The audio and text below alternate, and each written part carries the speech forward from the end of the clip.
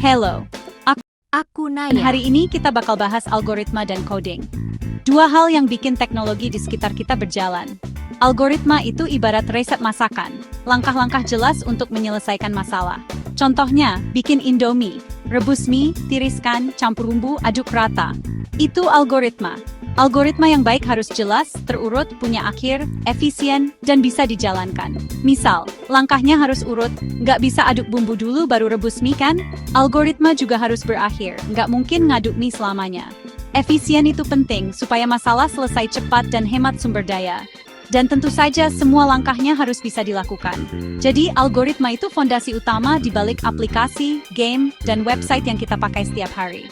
Kalau ngerti algoritma, kita bisa lebih paham cara kerja teknologi. Yuk, mulai petualangan coding kita. Siap, go! Mantap jiwa! Gimana cara nulis algoritma? Ada 3 cara utama. Pertama, deskripsi naratif, tulis langkah-langkah pakai bahasa sehari-hari, kayak cerita resep Indomie tadi.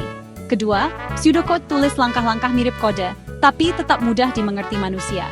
Contoh, input panjang, input lebar, luas = panjang X lebar, print luas. Ketiga, flowchart, gambar diagram alir pakai simbol-simbol khusus untuk tiap langkah. Flowchart bikin alur logika program jadi gampang dilihat.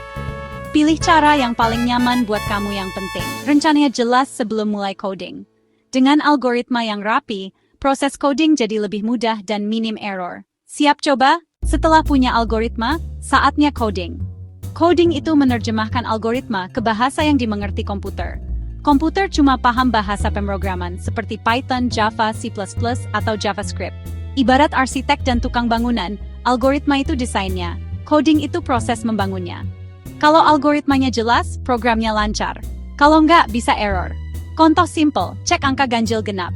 Algoritmanya, minta input angka, bagi 2, cek sisa. Kalau sisa 0, genap, kalau tidak, ganjil. Di Python angka wela int input. If angka send to 2 wela 0, else print ganjil. Coding itu cara kita ngobrol sama komputer biar dia ngerti perintah kita. Seru kan? Yuk lanjut.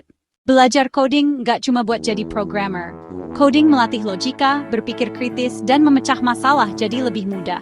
Skill ini berguna di semua bidang, dari bisnis, desain, sampai kedokteran.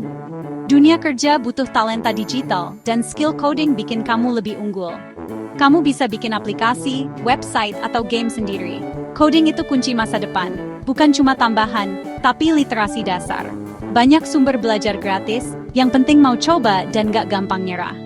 Yuk, mulai belajar coding dan ciptakan sesuatu yang keren. Terima kasih sudah menyimak. Semoga bisa menambah wawasan kita.